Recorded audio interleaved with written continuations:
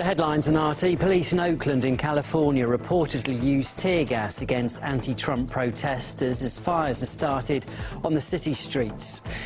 This comes during a wave of demonstrations across America as many refuse to accept the election of Donald Trump as the country's next president.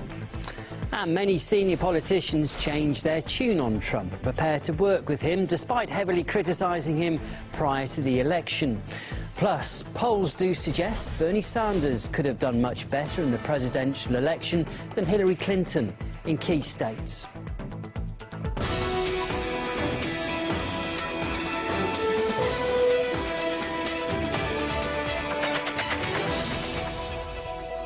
Hello, welcome. It's just gone midday here in Moscow. You're watching RT International.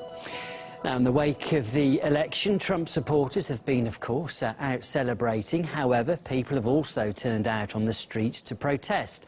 In Oakland, in California, anti-Trump activists have clashed with police. Videos posted on social media do appear to show tear gas being used against demonstrators, and there are reports they set dustbins on fire and threw fireworks too. Others have blocked major highways in the city. In other incidents, a police car was vandalised and windows were smashed at the Oakland Chamber of Commerce before the building was set on fire. Police are currently trying to calm things down and, of course, will keep you posted. It doesn't stop there, though. People are voicing their anger at Trump's impending presidency, coast to coast. Seattle, Chicago, New York and Boston are among the dozens of cities where demonstrations are taking place. They've mostly been peaceful, with only a few arrests. Racist, sexist, anti-gay, Donald Trump, go away!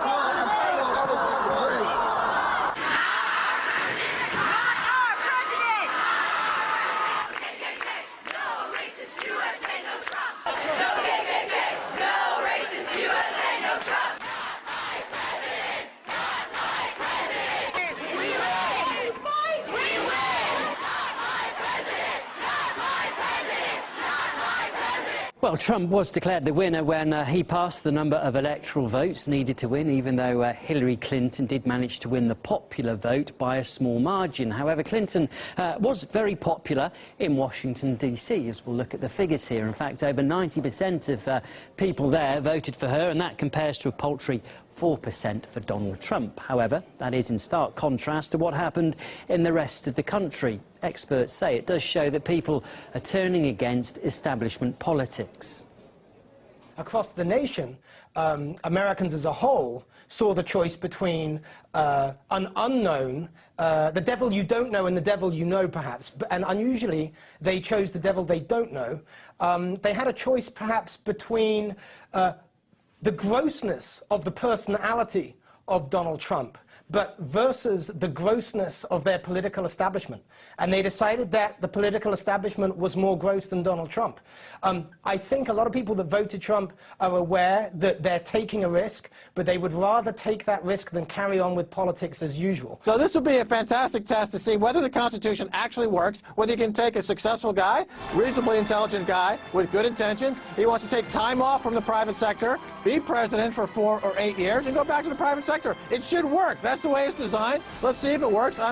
Hillary Clinton was just going to be a continuation of a dictatorial interpretation of the presidency, where presidents were signing off on executive orders and bypassing the Constitution, and that's completely anathema to what we as Americans would expect our president to do. Well, at the start of the election campaign, few took Trump seriously, starting with President Obama. However, he changed his tone and choice of words too, following the unexpected victory. This guy is temperamentally unfit to be commander-in-chief. Donald Trump is uniquely unqualified to hold this job. Come on. This guy? I mean, it's strange how, over time, what is crazy gets normalized. We all want what's best for this country. That's what I heard when I spoke to him, and I was heartened by that. That's what the country needs. Well, just like Obama there, many European politicians are now having to change their stance too after heavily criticising Trump not so long ago. With more on that, here's Polly Boyko. Can it get any more awkward than this? Thank you. Around the world, the politicians, journalists and diplomats who branded Donald Trump racist and right-wing are having to backpedal. British Foreign Secretary Boris Johnson is one of them. Back when he was mayor of London, he said there were parts of New York he'd be afraid to go to for fear of bumping into Donald Trump. Now he's Britain's top diplomat, Johnson says he's very much looking forward to working with him. Over in the Republic of Ireland, it's the defence minister who's on the defensive.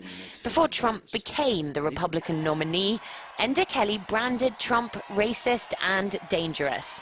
But now he's heading for the White House. I listened very carefully to the President-elect this morning. Very happy that the government will work with the new administration when appointed by the President-elect. The bigwigs in Brussels are also shifting into reverse gear. Days before voters cast their ballots, European Council President Donald Tusk tweeted this. My wife's latest comment, one Donald is more than enough. By Wednesday, though, the olive branches were out, or at least invitations for Trump to come to an EU-US summit as soon as possible. NATO's former Secretary-General, too, changed his tune once the results were in. We don't know what will be the concrete policies of a Trump administration. I think they could be very dangerous for the world. I congratulate Donald Trump on the election victory. His administration must display global leadership and defend friends and allies. Sorry is a hard word in diplomatic circles.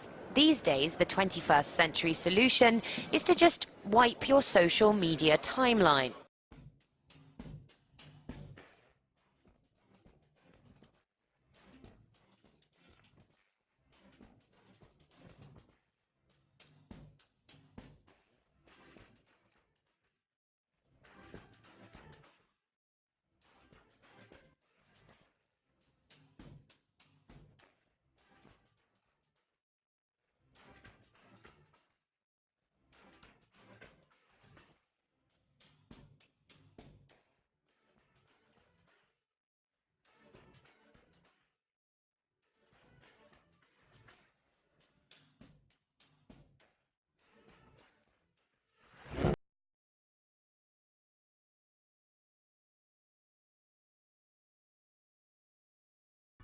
One of the first to congratulate Trump on his win was British Prime Minister Theresa May, perhaps to make amends for her predecessor labelling Trump stupid, divisive and wrong over comments about stopping Muslims entering the US. Despite Theresa May's diplomacy, it's all going to be a bit awkward when President Trump finally makes it across the pond. Britain is, after all, the country where so many citizens signed a petition trying to ban Trump from entering that Parliament was forced to debate the issue. And politicians of all creeds lined up to condemn the now president-elect. Expect more backpedaling between now and Trump's inauguration, by which time the collective establishment amnesia should be complete. Polly Boyko, RT, London. Some European politicians, however, have continued to express their concerns. The German Vice-Chancellor, for example, called Trump a harbinger of a new authoritarian and chauvinistic international movement. And here are some other reactions. America has made its choice. The result differs from what most people in Germany would have wanted. I think we have to prepare for the fact that American foreign policy will be less predictable in the future. This American election marks the beginning of a period of uncertainty that I will face with lucidity. Certain positions taken by Donald Trump during the American campaign must be challenged. We are at the same time aware of the new challenges that these results bring.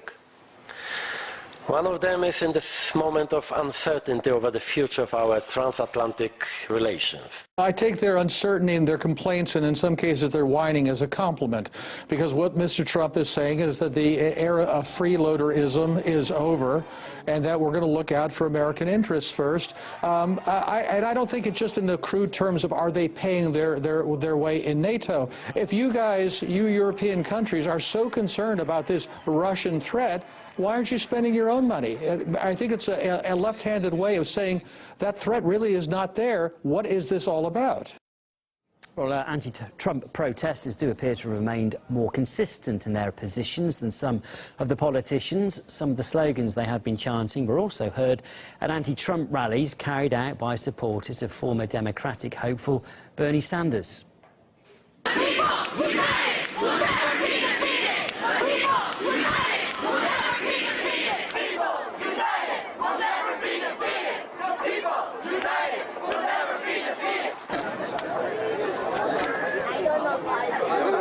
Meanwhile, polls do suggest that Bernie Sanders could have done much better than Hillary Clinton against Trump in some of the states that were crucial to the outcome of the election. Caleb Moppin has been gauging opinion in New York.